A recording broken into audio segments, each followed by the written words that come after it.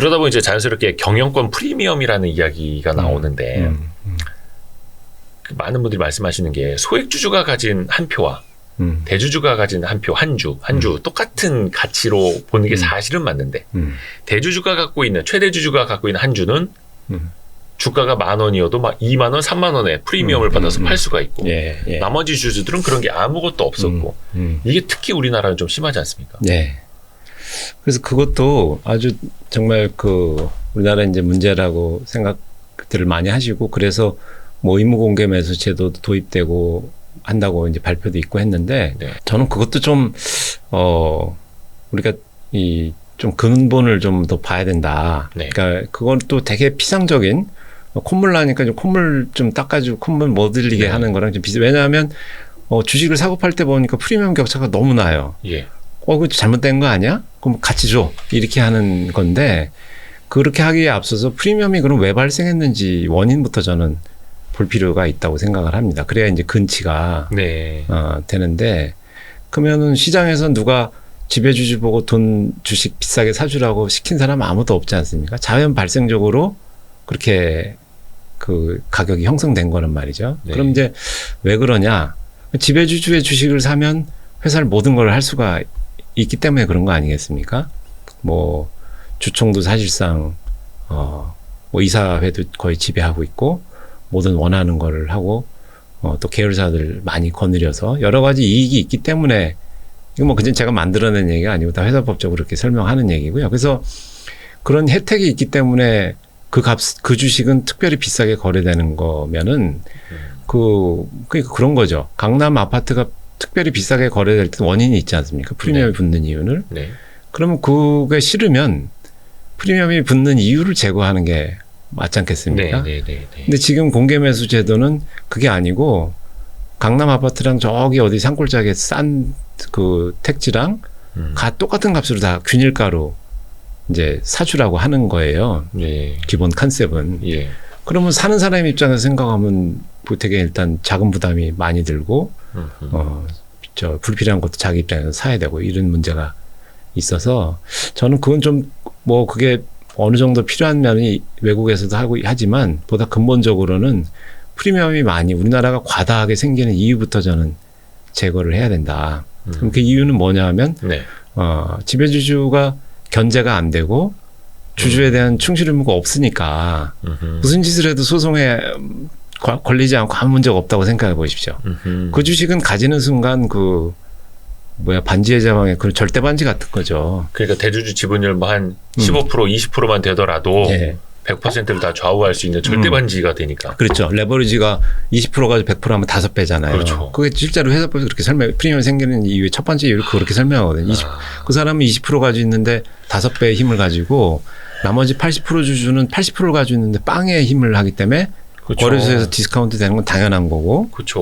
그래서 그 원인을 제거를 해야지 그걸 안 한 채 그걸 똑같은 값에 사라고 하면 당연히 이제 왜곡이 일어나고 이번에도 보니까 어디죠? 하이브에서 이수만 씨 거 공개 매수한다고 할 때도 보면 그 똑같은 값인 것 같지만 이수만 씨 거 다른 건 뭐 좀 더 사주잖아요. 이수만 씨가 지분을 갖고 있는 자회사들. 그러니까 그건 사실은 그런 식으로 다 제가 볼 땐 시장을 정상적으로 하면 누구라도 다 그렇게 할 거라고 저는 봅니다. 윗돈 당연히 주고 겉으로 똑같은 것 같지만 당연히 프리미엄을 줘야지 제가 지배주주라도 그걸 왜 그렇게 하겠습니까? 이걸 가만히 있으면 이게 천년만년 이 좋은 거를. 그다음에 어딥니까? 오스템 임플란트도 보니까 아들 뭐 시비 이렇게 그러니까 좀 의혹이 있다 이렇게 얘기가 나오던데 저는 그런 의혹이 아마 끊이지 않을 거다.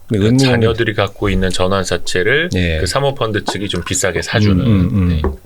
그래서 그런 그 근치를 해결 안 하고 그러니까 의무공개 매수의 원조라고 일컬어지는 영국도 보면 주주에 대한 충실 의무가 인정이 되거든요. 그러니까 그게 된 채 의무공개 매수를 하더라도 해야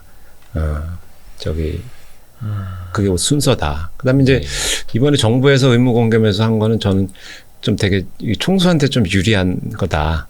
그게 좀 문제가 있다 이렇게 봅니다. 이번에 정부가 하기로 한 거는 이제 언제가 될지 모르겠습니다만 M&A 때 지분 25% 이상을 확보하게 되면 50%까지 더 공개 매수를 외쳐서 더 시장에서 사들여야 하는 그렇죠. 예, 그 법률이 언제 시작될지는 모르겠습니다만 뭐 법도 바꿔야 되니까. 근데 이거는 그냥 오너 조우라고 하는 일이다. 네, 저는 조금 물론 오너 조우라고 일부러 그런 건 아니고 선의를 가지고 하시는 거라고 당연히 이제 그렇게 이해를 하고 있습니다만은 그 이면에 여러 가지 부작용 가능성이 저는 좀 있다. 그래서 우선 첫 번째로 총수 입장에서 생각해 보면 그 25% 자기가 이제 팔 때 총수 입장에서 생각하면 팔 때 25% 넘기면 팔 때 그렇게 다른 사람 것까지 다 사주라고 그러면 원매자가 잘 주저주저 할 거 아니겠어요. 그렇죠. 돈이 많이 되니까. 잘 안 되겠죠. 예.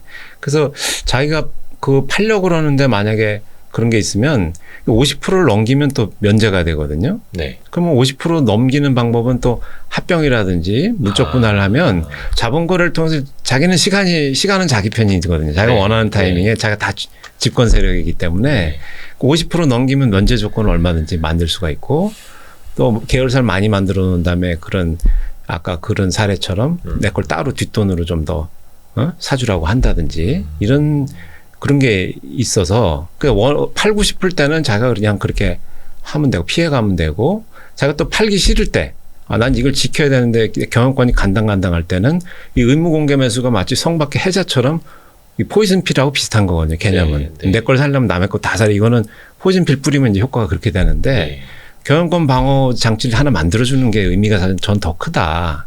25에서 50 구간에 있는 재벌 체제들한테는. 그래서 저는 그래서 이제 꽃놀이해서 팔려는 입장에서 보면 내가 원하면 그렇게 자본 많이 면제받도록 기다리면 되고 팔기 싫을 때는 경영권 방어의 걸 정부가 법으로 만들어주니까 너무나 좋은 거고. 그다음에 이제 내가 살려는 입장에서 생각해 보면 그 50% 이상 해야 되니까 돈이 많이 들 것 같지만 우리나라는 그게 총수가 이해상충 이 지주사 디스카운트에서 보듯이 그 계열사 자기 순지분율은 전체 그 계열사 돈의 1% 10대 재벌은 1%도 채 안 된다는 거거든요. 20년 동안 공정위 통계를 보면.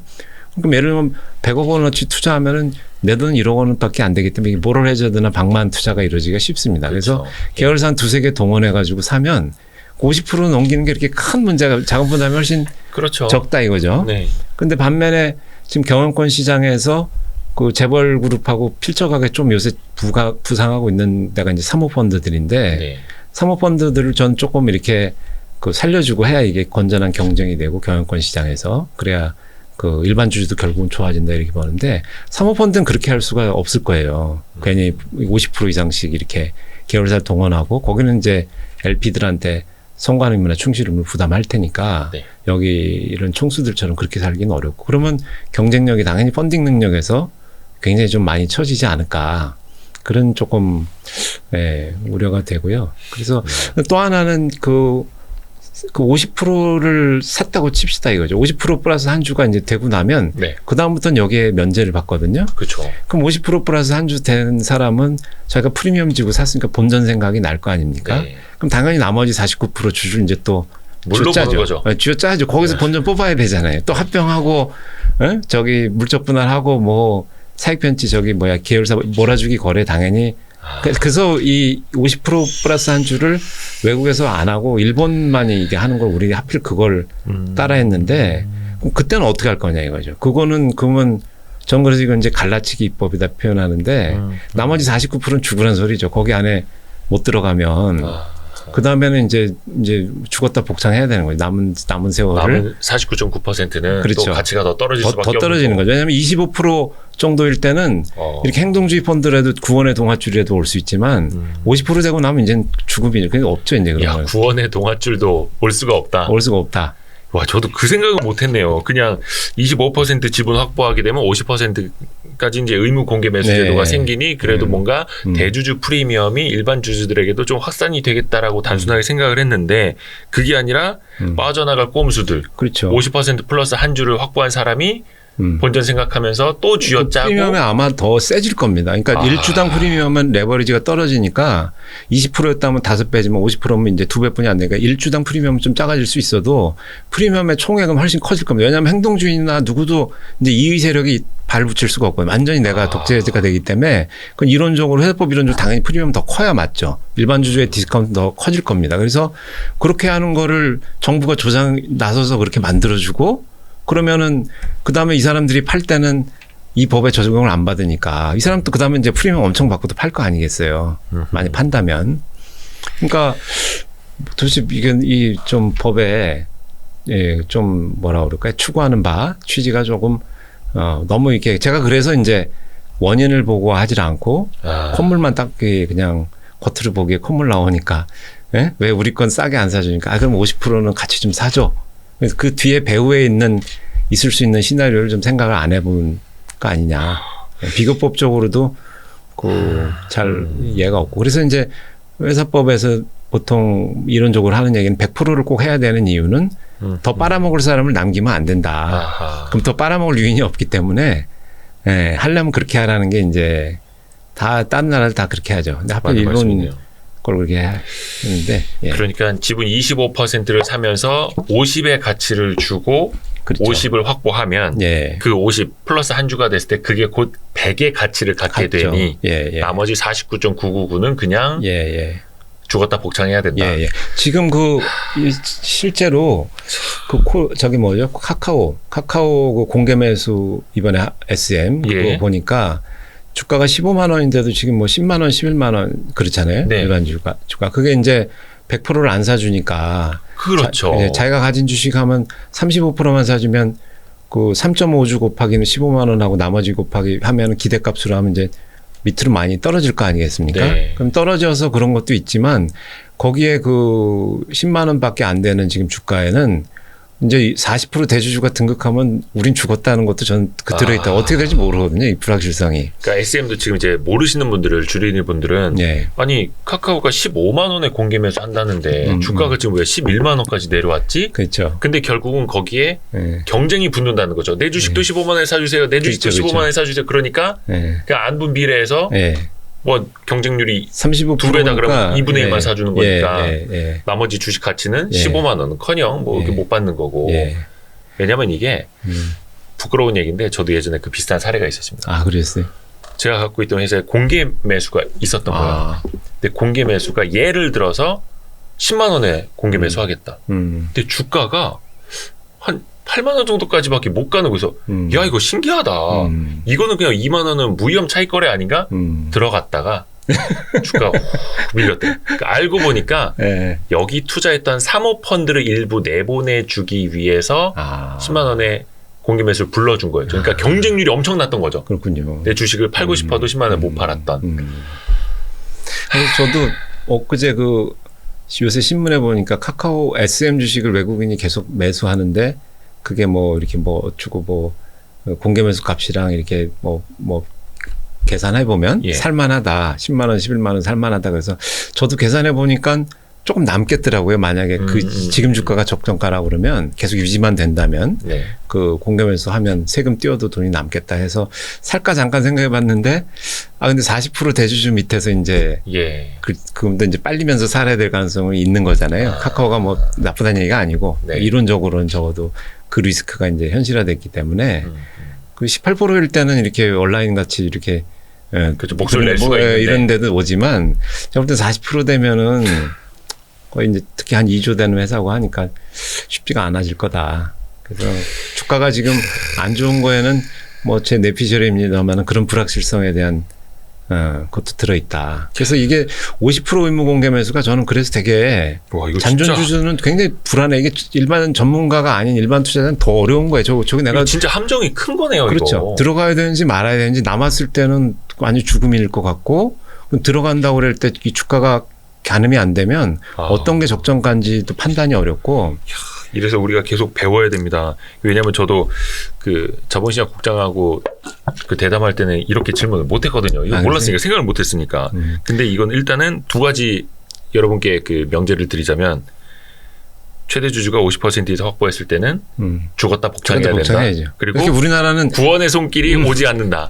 우리나라는 주주보호 의무가 없기 때문에 그냥 50% 플러스 한 주를 출연시켜주는 거 그냥 황제 대관식 시켜주는 거랑 똑같은 거예요. 그냥 마음대로 해도 아무 그게 안 되는 거거든요. 황제 대과시. 요거 굉장히 위험한 거죠. 요거 썸네일로 써도 되겠습니까? 예. 아, 진짜 이거는. 근데 이거는 어찌됐든 간에 M&A 시에 25% 이상 확보하게 됐을 경우에는 50%까지 의무 공개 매수를 해야 된다. 이건 아직 법이 통과된 건 아니에요. 네, 통과된 게 아니니까 이거는 빨리 우리가 뭐 브레이크를 걸든지 다른 제안을 하든지. 네. 근데 그 전에 이거 금융위에서도 뭐 세미나하고 공청회하고 했잖아요. 네. 그때 교수님 혹시 안 가셨어요? 아, 저는 안 불러주시더라고요. 네.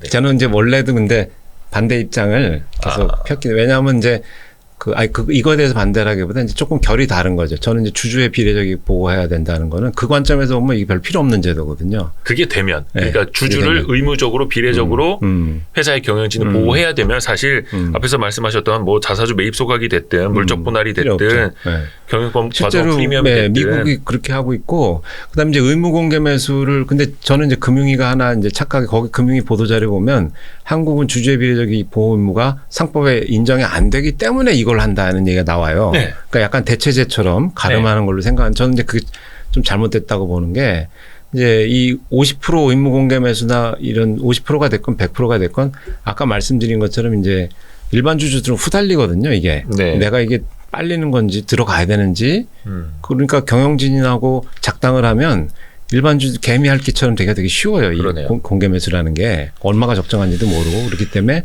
근데 미국은 그래서 그럴 때 이제 경영진이 주주 보호 의무를 부과해서 그걸 보호해야 된다는 게 거기서도 이제 되거든요. 의무 공개 매수를 할수록 오히려 사실은 주주 보호 의무가 필요한 거예요. 왜냐하면 이거는 공개 매수라는 건 주주들끼리 머니 게임이지 회사에는 뭐가 영향 없거든요. 그렇죠. 그러니까 회사에 대한 보호 의무로는 공개 매수에 관여를 할 수가 없어요. 그래서 이제 그 주주 보호 의무가 공개 매수 국면에서 특히 오히려 필요하다는 게 저는 입장이고 반드시 필요하다. 예, 그래서 금융위 생각처럼 이 가름하는 그거 안 하면 이거라도 하면 낫지 않냐라고 그렇게 선택적으로 생각하는 건 좀 잘못 아니냐. 조금 더 생각할 여지가 있지 않냐 이렇게 생각합니다. 그렇죠. 그냥 가만 놔두면 이제 회사 주주를 대리해서 경영하는 경영진들이 예. 그냥 회장님의 뜻에만 따르고 회장님의 이익만 극대화하는 방향으로 의사결정을 계속 할 테니까 지금까지 그래왔고 앞으로도 그럴 수밖에 없고. 야, 이거 진짜 중요한 거 지적해 주셨습니다. 자, 그러면 여기까지 혹시 끝까지 보신 구독자분들은 그 생각을 하실 것 같아요. 아니, 경북대 로스쿨 이상훈 교수님 어떻게 기승전 상법 개정, 뭐 물적 분할 얘기해도 상법 개정, 자사주 매입 소각, M&A 얘기해도 상법 개정. 저 양반은 그냥 상법 382조 3항 이사의 충실 의무만 개정이 되면 만사 다 되는 것처럼 이야기하네? 라고 생각하실 수도 있을 것 같아요. 예. 그러니까 저는 기본적으로는 그렇게 말씀하시는 거가 맞고요. 그러니까 이런 겁니다. 우리가 제가 이제 그런 얘기를 하면 야 그것만 하면 되겠냐 그게 다냐 이런 얘기를 하시는데 물론 충분 조건은 아닐 수 있지만 이게 필요적이고 북극성에 어딘지 찍어놓지 않고 앉아서 골목길 지도 그린다는 거는 그건 넌센스고요. 네. 동서남북이 정해져야 세부 그게 되고 그다음에 이제 제가 이게 꼭 필요하다는 건 비유를 들면 이런 겁니다. 그러니까 이 주주에 대한 충실 의무를 하라는 거는 경영진이 주주하고 이제 이해상충 서로 이익이 상반되는 상황에서 주주 거를 뺏어가지 말라 이거거든요. 네. 핵심 메시지는. 근데 그거는 마치 비유로 하면 주주 돈을 훔쳐가지 말라는 얘기랑 같습니다. 네. 근데 우리가 그러면 절도죄에서 세상에 도둑놈들이 이렇게 많은데 절도죄만 만든다고 그래서 절도가 해결이 되냐? 그러면 해결 안 되죠. 네. 경찰도 있어야 되고 형사소송법 판사도 많이 필요하고 검사도 필요하고 다 필요하지 않습니까? 우리가 신고도 잘해야 되고. 네. 그러니까 절도죄를 만든다고 그래서 그 절도범이 없어지는 건 아닙니다만 절도죄가 없이는 아무것도 안 되죠. 네. 그거랑 저는 비슷하다고 봅니다. 그래서 이건 북극성 같은 거기 때문에 다른 제도를 만드는 걸 제가 반대하는 건 아니에요. 근데 다른 제도를 만들 때 이게 북극성이 어딘지를 생각을 안 하고 이제 자꾸 만들면 부작용만 날 뿐더러 효과가 아까 의무공개 매수 예나 그 주식 매수 청구권의 예도 저는 그렇다고 보는데 그런 이제 부작용이 생긴다. 그래서 그리고 많은 경우에 이걸 만들면 자꾸 개별 규정을 만들 필요가 없어진다. 매입 소각도 의무화도 좋지만 뭐 그런 입법례도 있으니까 아예 그냥 충실 의무했으면 그거 없이도 갈 수 있었지 않습니까? 그래서 실제로 KCC가 한때 주식 팔았을 때 그때 엘리엇이 제기했던 소송에서도 그 얘기를 했습니다. 주주 간의 평등 문제에 위반되지 않냐 했을 때 법원이 뭐라 그랬냐면 그 주주의 의결권 이익은 사실상 이 법으로 보호되는 이익이 아니다 이렇게 하고 차버리거든요. 그때 저기 삼성물산이었나요? 네, 삼성물산 합병할 때 삼성물산이 갖고 있던 자사주를 KCC에게 팔아서 5점 몇 프로를 팔았죠. 우군으로 확보를 만들어서 해버렸다. 주총회를 해가지고 네. 주총에서 그래서 이제 아주 69점, 그러니까 66.7 아주 그것 때문에 이긴 거죠. 예, 결국 표결로 계산해 보면. 예, 그랬을 때도 그 가처분으로 의결권 뭐 그런 주총 그 진행에 관해서 가처분을 제기를 했을 때 법원의 판결 보면 이제 그렇거든요. 그 가치는 주주들이 그렇게 침해되는 건 알겠는데 의결권 가치가 네. 근데 그거는 법률상 보호되는 이게 아니다. 예, 그 얘기는 주주에 대한 의무가 없다는 얘기랑 이제 같은 얘기니까. 법이 없는데 어떻게 너희를 법이 보호해 주느냐. 그렇죠. 딱 네, 그거네요. 명문의 규정. 그러니까 그렇게 나옵니다. 거기. 명문의 규정이 없는 한 보호할 수 없다 이렇게 나옵니다. 그래서 저희가 법학 전문 교수님을 모셔다가 이 어려운 이야기를 이 장시간 하는 게 다 그겁니다. 법이 너희를 지켜주지 않으니 우리가 법을 만들어야 한다. 네. 아, 이거 참. 그래서 저도 옛날에는 초기에는 2008년에 주장할 때는 해석론을 아까 우리 저기 이대호 대표님 말씀대로 해석론으로 충분히 가능하다. 주식회사인데 너무 당연하지 이걸 꼭 법을 만들어야 되냐. 이렇게 주장을 했는데 쭉 이렇게 보니까 뭐 판결이랑 이런 게 너무 확고하고 오랫동안 켜켜이 쌓였고 삼성물산 하면서 더 공고해진 특히 대법원관 13분이 전원일치 컨펌으로 주주는 보호 대상이 아니라고 했기 때문에 이제는 해석론으로 돌아가기에는 좀 너무 멀리 오지 않았냐. 그 보호 대상이 아니라고 하는 주주가 대한민국에 1,400만 명이 있습니다. 물론 이제 외국인 주주들도 있고 그 분들을 과연 대한민국이 앞으로도 보호하지 않아도 되는 대상으로 계속해서 여길 것인지 지금이라도 바로잡아 갈 것인지는 정치권이 잘 선택을 해야 되겠고 또 우리 1,400만 투자자들이 정신 바짝 차리고 계속해서 견제하고 목소리를 내고 해야 바뀝니다. 안 하면 안 바뀝니다. 하나만 좀 더 강조드리고 싶은 거는 요 근래 많이 인식이 좋아졌다고 생각은 하는데 그 예전에 보면 애널리포트 같은 데도 지주사 전환할 때 보면 일반 주주한테는 지배권은 필요 없으니까 지배권을 주고 지주사 주식 주고 사업주 주식 가져라 뭐 이렇게 코치라고 하는데 그 굉장히 좀 우리가 인식을 바꿀 필요가 있다. 이 지배권을 넘겨주면 지분율을 넘겨주면 다 결국 부메랑이 돼서 오고 그 프리미엄이 생기는 이유가 다 그거거든요. 그러니까 일반 주주 개인은 지분 가치가 얼마 안 되는 것 같아도 전체로서 지배권이 넘어가면 결국은 나중에 다 주주 가치 손상 요인으로 오기 때문에 이렇게 주식 거래할 때 뭐 합병이나 분할이나 이런 거 할 때는 지배력이 넘어가는 건 되게 경계해야 된다. 지배주주가 지배력이 세지는지 안 세지는지.